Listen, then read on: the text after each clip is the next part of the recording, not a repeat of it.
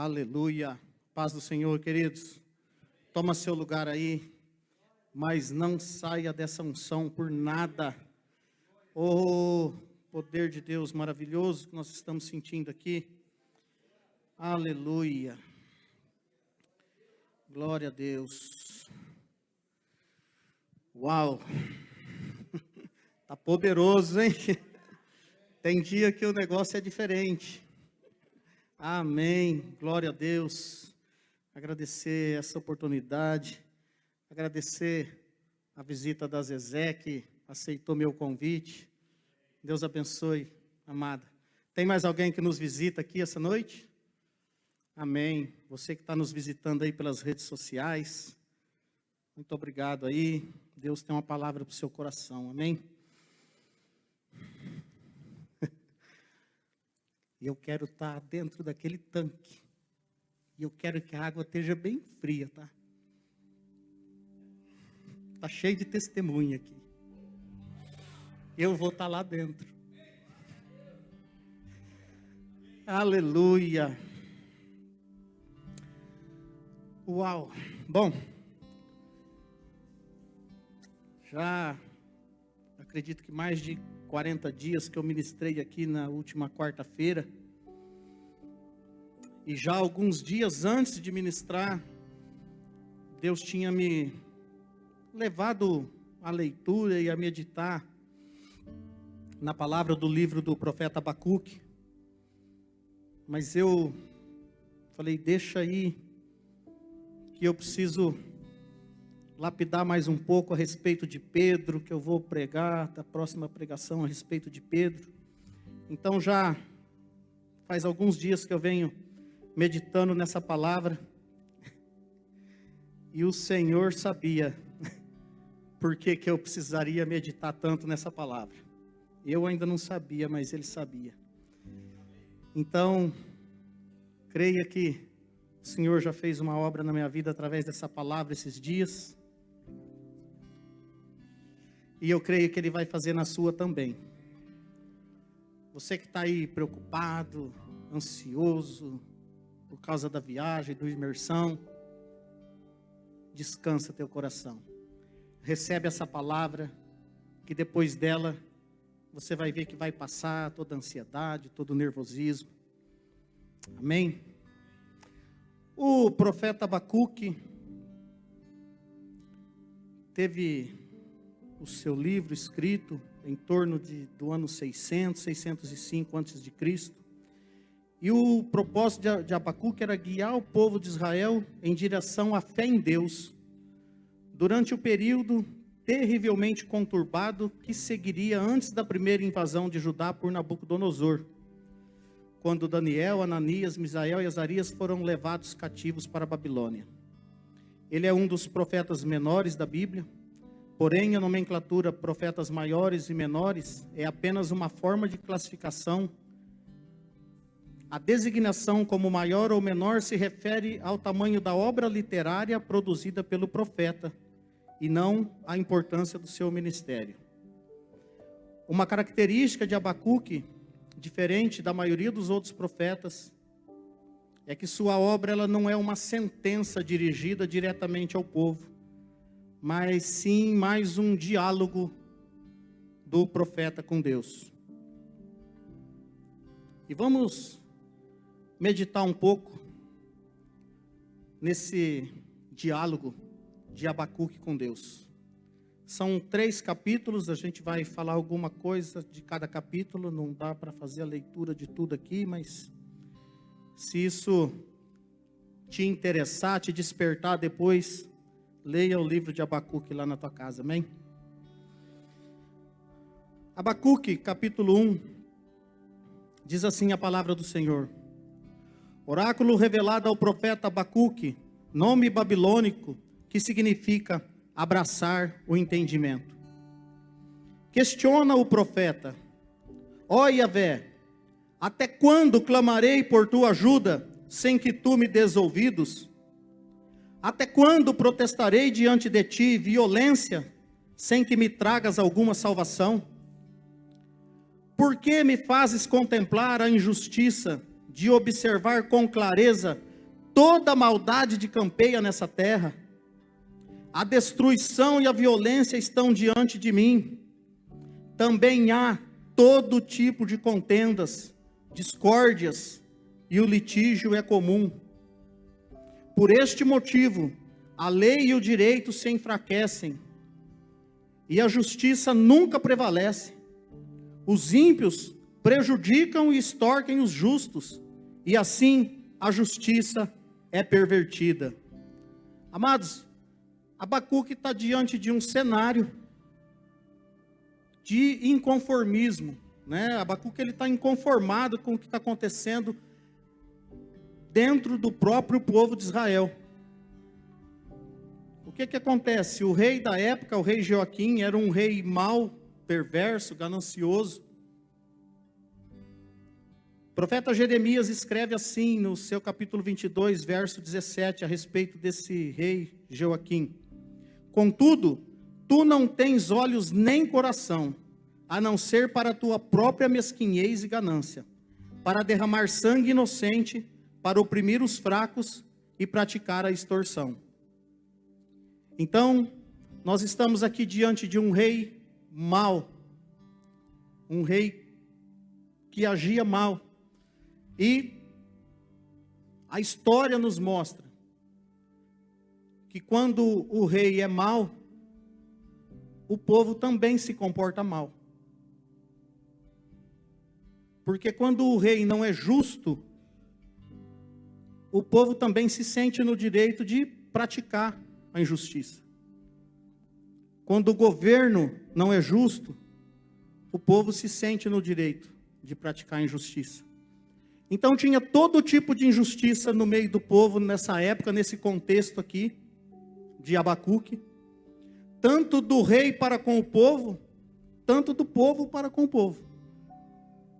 E Abacuque, ele estava inconformado com essa situação. Mas o inconformismo de Abacuque o levou a se colocar diante de Deus de uma maneira, eu diria que meio prepotente, meio arrogante, como exigindo de Deus: será que o Senhor não está vendo?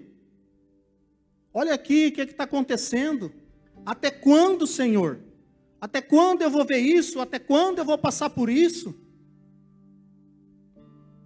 Como se essa fosse a maneira da gente se colocar diante de Deus quando a gente se vê numa situação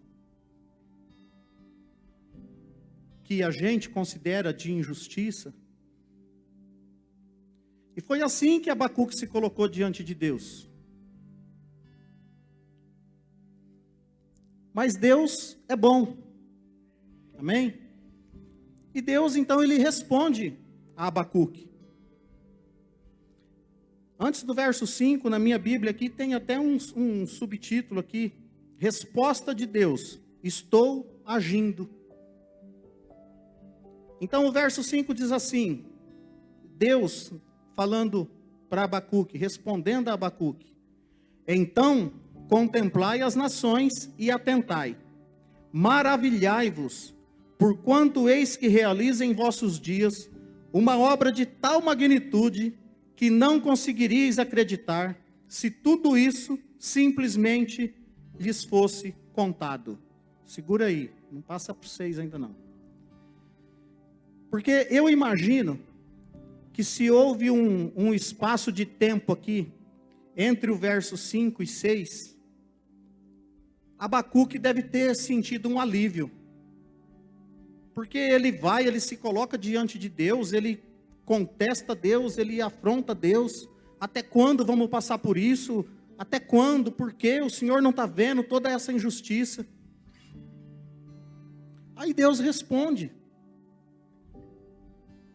E Deus diz: olha, eu vou realizar nos vossos dias uma obra de tal magnitude que vocês não conseguiriam acreditar se alguém lhe contasse. Então eu imagino que Abacuque respirou aliviado. Senhor, ufa, ainda bem então, Senhor. Ainda bem que o Senhor está vendo. Ainda bem que o Senhor vai fazer alguma coisa. Imaginando que Deus iria fazer da maneira que ele achasse que deveria ser feito. Mas aí Deus continua: eis que estou conduzindo os babilônios, essa nação cruel, impetuosa e violenta, que marcha sobre a largura da terra, a fim de se apoderar de habitações que não lhes pertencem. É, pois, uma nação apavorante e temível, que faz justiça com as próprias mãos, e todo o seu juízo e leis vem dela mesma. Os seus cavalos de guerra são mais rápidos que leopardos, e mais ariscos e ligeiros que lobos ao pôr do sol. Os seus cavaleiros espalham-se por toda parte. Eles vêm de muito longe, voam como águia faminta que se apressa em devorar. Eles todos vêm determinados a massacrar. Suas hordas avançam como o vento do deserto, fazendo tantos prisioneiros como a areia da praia.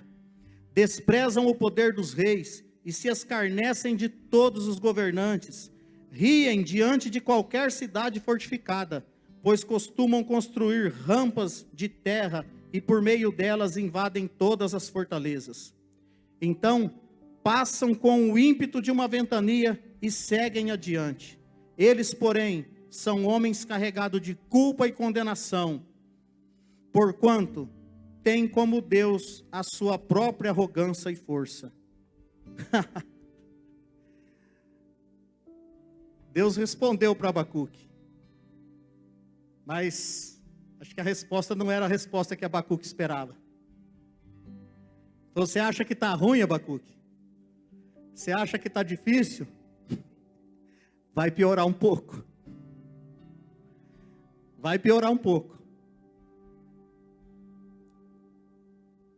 Quem está cometendo injustiça, vai pagar. Mas todo mundo vai pagar junto. Está vindo um povo aí, que é terrível. Não tem piedade.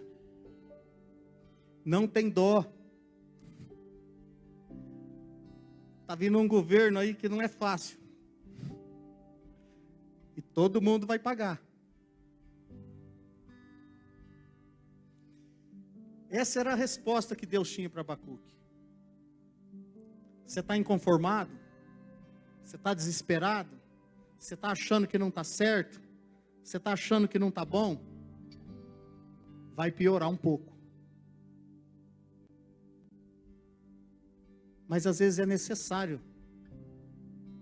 Às vezes, para melhorar, precisa tomar remédio amargo. Às vezes o remédio é amargo. Às vezes a injeção é doída. E é isso que Deus está falando para Abacuque aqui. Eu estou vendo toda a injustiça que está acontecendo. Eu estou tomando providência. Está chegando um povo aí. E aí Abacuque, então, ele vai fazer o seu segundo questionamento a Deus. Porque depois dessa resposta, que não era a resposta que ele esperava, ele vai lá no verso 12 e fala: ó meu Elohim, Deus meu, Kadosh Santo, porventura não existisses desde a eternidade, tu jamais morrerás e nós te seguiremos. Mas Senhor, tu designaste justamente essa nação pagã para executar o teu juízo? Ó Tsur, rocha de refúgio, tu decidiste estabelecer este povo para aplicar o castigo? Então Abacuque, ele não perde o seu jeito de falar com Deus.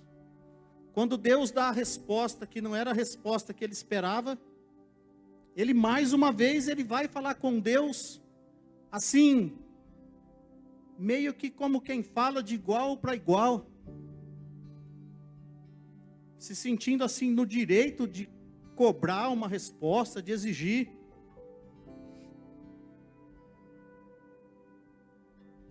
E não é assim, amados. Não é assim que a gente tem que se colocar diante de Deus. Esses tempos atrás aí eu me vi numa situação em que eu me achei no direito de fazer alguns questionamentos a Deus. E aí eu fui lá no cenáculo, conversei que eu tinha que conversar com o Tião. E ao invés de ir embora, eu peguei o meu carro, coloquei lá perto das árvores lá, e no finalzinho assim, desci do carro, sentei num banco que tem lá, e comecei a falar com Deus, e falar. Mas de repente, acho que eu dei uma de Abacuque. Porque eu falei, Senhor, eu preciso que o Senhor me esclareça isso. E eu não vou embora daqui hoje enquanto o Senhor não me esclarecer isso. E passou 10 minutos, passou 15, eu saí daquele banco, sentei num outro toco que tem lá, e chorei, e fui ali na beira da cerca, e passou meia hora, e passou 40 minutos. Aí sabe o que Deus falou para mim?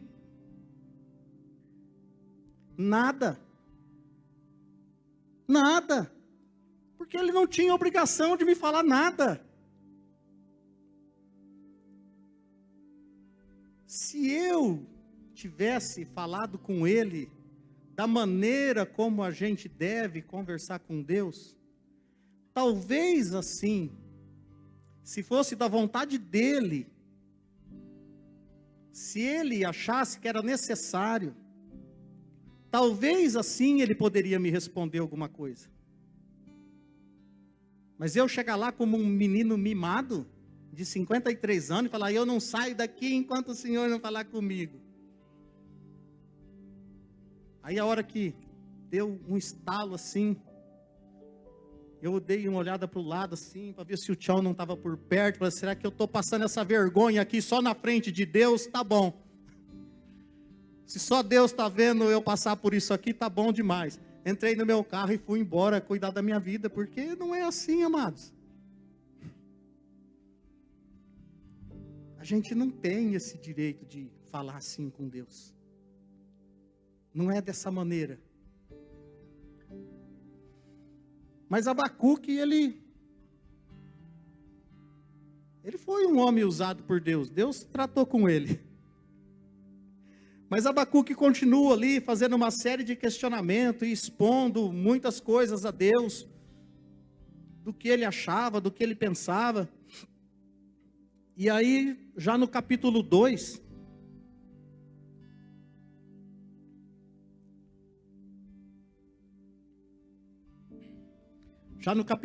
ele vai dizer assim no verso 1. Sendo assim, eu me colocarei como sentinela.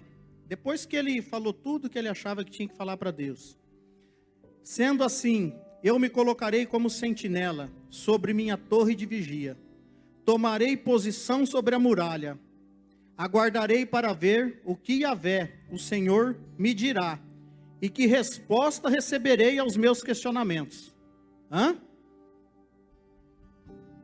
Tá bom ou não? Senhor, eu falei aí tudo que eu tinha que falar. Agora eu vou sentar aqui e vou esperar. Que resposta que o Senhor vai ter para os meus questionamentos. Mas Deus, Ele é tão maravilhoso, amados, que Ele respondeu para Abacuque. Ele não precisava responder para Abacuque, assim como Ele não precisava responder para mim.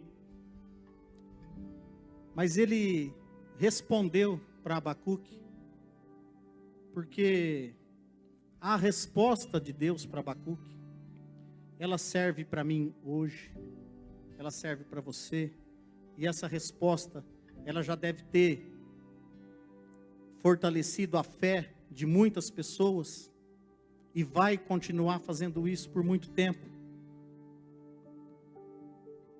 porque Deus, na sua misericórdia, na sua longanimidade, na sua bondade.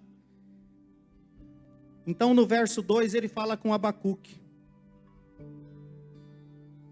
Então Yahvé me respondeu e ordenou: escreve a visão com toda a clareza possível, em grandes tábuas, para que até o mensageiro que passa correndo a leia. Escreve, Abacuque, escreve, pega uma tábua bem grande, escreve de maneira bem clara, que até aquele que passar correndo precisa conseguir ler e entender, porque isso é importante, Abacuque. Escreve. Você não merecia que eu te respondesse não, mas escreve, que eu quero usar isso daí por muito tempo. Porquanto esta visão se cumprirá num tempo determinado no futuro. É uma visão que fala do fim e não falhará. Ainda que demore, aguarde confiante, porque ele certamente virá e não retardará. Escreve, escreve, Abacuque, escreve, pois, eis que o ímpio está cada vez mais arrogante. Suas vontades não visam o bem, mas o justo viverá pela sua fé. Aleluia! Escreve isso aí, Abacuque. Escreve. Escreve. Porque pessoas vão precisar disso para alimentar a sua fé no futuro, Abacuque. Escreve. Que o justo viverá pela sua fé. Escreve. Porque isso vai ser falado por muitos e muitos anos. Muitas pessoas vão ler isso, Abacuque, e vão fortalecer a sua fé através dessa palavra. Escreve isso, Abacuque, que o justo precisa viver pela sua fé. Pode colocar todas as versões que tiver aí. Talvez vai achar fidelidade no lugar de fé, mas fidelidade e fé aqui no contexto é a mesma coisa, porque você só consegue ser fiel àquilo que você acredita, mas é pela sua fé. O justo viverá pela sua fé, cada um de nós viverá pela nossa fé. Eu ainda não estou vendo, mas eu continuo acreditando. Está demorando, mas eu continuo acreditando. Tem gente que duvida, mas eu continuo acreditando. Porque aquele que fez a promessa, ele é fiel para cumprir. Por isso eu continuo acreditando. Eu vivo pela minha fé. A minha esposa não pode viver pela minha fé. Ela pode se inspirar em alguma coisa, mas ela vai ter que buscar a fé dela. A minha filha não pode viver pela minha fé. Cada um de nós precisamos aprender que nós temos que viver pela nossa fé. Hebreus 11:1 diz assim: ora, a fé é a certeza de que haveremos de receber o que esperamos, e a prova daquilo que não podemos ver. Eu não vejo, mas eu acredito. Eu preciso viver pela minha fé, mesmo que eu não veja agora, mas eu preciso acreditar nisso. Cada um de nós vai viver pela nossa própria fé. Eu posso pedir uma palavra de aconselhamento para o pastor, mas eu não posso viver pela fé dele. Eu posso dar conselho para minha esposa, para minha filha, mas elas não podem viver pela minha fé. Eu posso convidar a Zezé para vir no culto, mas ela vai ter que viver pela fé dela. Escreve, Abacuque. Escreve. A medida da nossa fé, amados, é a maneira como nós lidamos com as adversidades da vida. É como nós suportamos as tribulações. É nesse momento que a gente consegue perceber qual que é a medida da nossa fé. não é aqui no culto, não é na hora do louvor, não é na vigília. A gente consegue perceber a medida da nossa fé quando nós passamos por tribulação, por momentos difíceis. É a maneira que nós reagimos a essas coisas. É isso que nos dá a medida da nossa fé.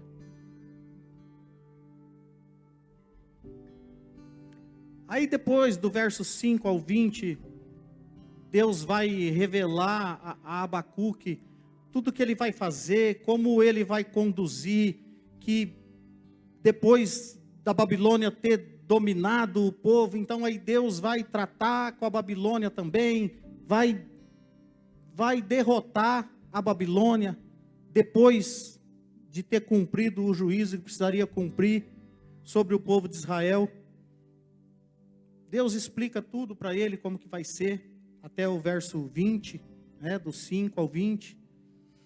E aí então parece que Abacuque ele começa a cair em si, a entender com quem é que ele estava falando, que afinal de contas ele estava tendo um diálogo com Deus. E aí nós vamos para o capítulo 3.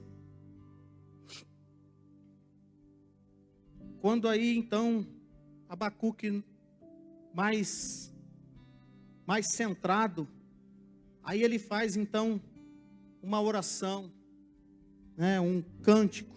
Diz assim o verso 1: então o profeta Abacuque faz a seguinte oração em estilo, pula essa palavra aí, isso é, sob forma de cântico de confissão. Ó Yahvé, eu ouvi falar da tua fama e tremo diante dos teus atos. Senhor, realiza de novo em nossos dias as mesmas obras maravilhosas que fizeste no passado. Faze-as conhecidas por todos também em nossa época. Ainda que estejas irado, lembra-te da tua imensa misericórdia. Abacuque mudou o tom, já aqui no capítulo 3.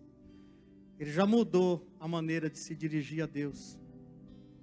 Ele fala: lembra de tudo que o Senhor fez no passado. O Senhor livrou o povo de Faraó. O Senhor abriu o mar vermelho. O Senhor dava coluna de fogo à noite, coluna de nuvem de dia, maná para saciar a fome, água da rocha para matar a sede. As vitórias de Moisés, de Josué. Faz de novo, Senhor. Faz de novo, Senhor. Abacuque muda o tom. E ele continua esse diálogo diferente com Deus até o verso 15. E aí nós vamos lá para o 16.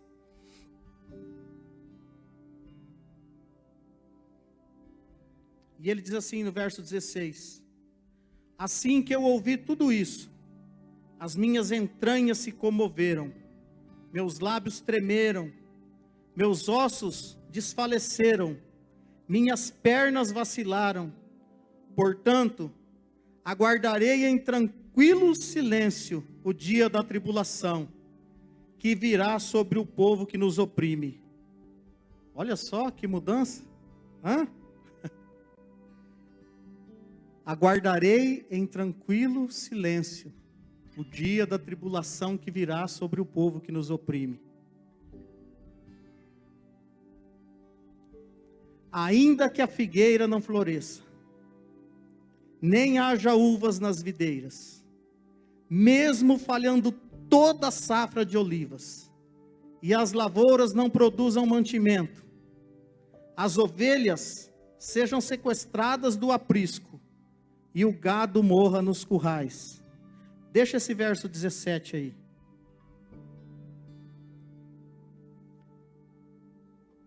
Você já meditou nesse versículo aqui? A canção do Fernandinho a gente já ouviu bastante, né? Mas já meditou nesse versículo?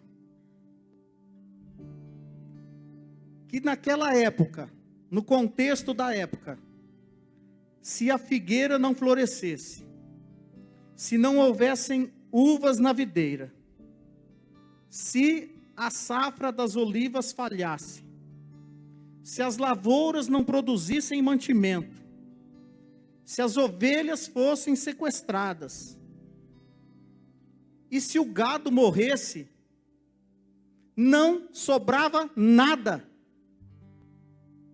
Consegue entender isso? Que esse verso 17 aqui, é como se hoje não tem mais emprego, não tem mais salário, não tem mais cheque especial, não tem cartão de crédito, não tem parente para pedir, acabou, não tem nada, é nada. O verso 17 aqui no contexto da época, não tem mais nada,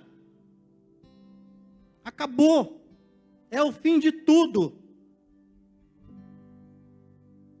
Mas é o mesmo Abacuque do começo. Aí ele está dizendo, mesmo que aconteça tudo isso, eu todavia me alegrarei no Senhor, e exultarei no Deus da minha salvação. Oh, aleluia! Aleluia! Esse é o entendimento de Abacuque que nós precisamos ter. Eu, todavia, me alegrarei no Senhor, e exultarei no Deus da minha salvação. Yahvé, Adonai, o Senhor soberano, é a minha força. Ele faz os meus pés como os do servo, e faz-me caminhar por lugares altos. Aleluia! Aleluia! É esse entendimento, por isso que ele mandou Abacuque escrever. Escreve, Abacuque. Escreve. Isso vai ser muito importante para o meu povo. Escreve nosso diálogo, Abacuque. Escreve. Por quê, amados? Se a gente imaginar que Abacuque estava certo da maneira como que ele falou com Deus no começo, a gente pode achar que tem esse direito também. Mas nós somos discípulos de Cristo. Amém? E Cristo também um dia, ele esteve angustiado, ele esteve com a sua alma aflita, preocupado com algo que iria acontecer. Vamos ver como que ele falou com Deus? Mateus 26, 37.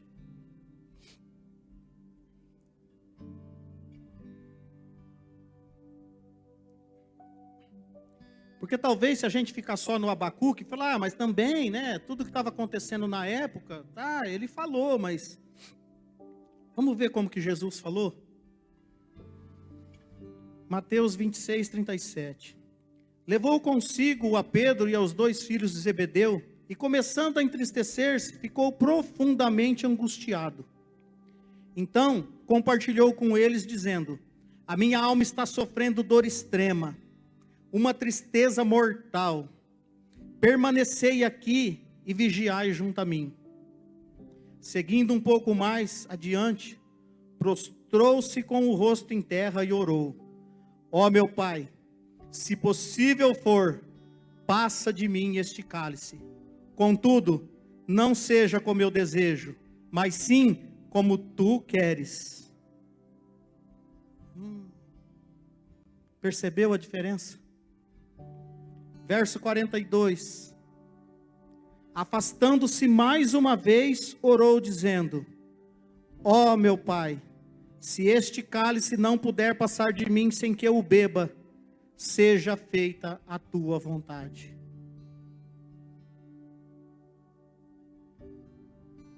Percebeu a diferença, amados? Então não dá para a gente conversar com Deus como menino mimado de 53 anos, igual eu quis fazer. Coríntios 13, 11 diz assim, quando eu era criança, pensava como criança, Sentia e falava como menino. Quando cheguei à idade adulta, deixei para trás as atitudes próprias das crianças. A situação ao redor de Abacuque não mudou. O cenário ao redor de Abacuque não mudou. Ele continuava o mesmo e com uma tendência de piorar. A mudança aconteceu no entendimento de Abacuque. A mudança veio de dentro de Abacuque para fora. Não foi o cenário que mudou Abacuque. Abacuque produziu a mudança de entendimento, a mudança no seu coração. E é esse tipo de mudança que a gente precisa produzir. Porque a gente ouve falar muito em avivamento, avivamento, avivamento. Mas, amados, enquanto a gente vier para a igreja buscar avivamento, nós não teremos avivamento. Enquanto a gente for para um congresso atrás de avivamento, nós não teremos avivamento. Se a gente for lá para o imersão, que nem nós vamos buscar avivamento, nós não teremos. Porque se todo mundo, vai ter lá umas 2.000 pessoas, mas se todo mundo for lá buscar avivamento, que avivamento que vai ter lá? Nós precisamos produzir o avivamento dentro de nós, com a nossa mudança de entendimento. Então nós produzimos o avivamento dentro de nós. Então quando nós viermos para o culto, com a mudança de entendimento que nós produzimos, então nós vamos vir para o culto avivados. E aí nós vamos deixar transparecer isso. E aí acontece com um, com outro, com outro, com outro. E aí a igreja vai ficar avivada. E aí se várias igrejas se unirem num congresso com esse mesmo sentimento, aí o congresso vai ser avivado. Se todas as igrejas forem por imersão com esse sentimento de que cada um vai levar o seu avivamento, vai haver muito avivamento lá. Mas se a gente não mudar o nosso entendimento e não produzir dentro de nós, dentro de cada um de nós, a mudança de entendimento, nada vai mudar. Nós vamos continuar buscando, buscando, buscando, esperando acontecer hoje, esperando acontecer amanhã.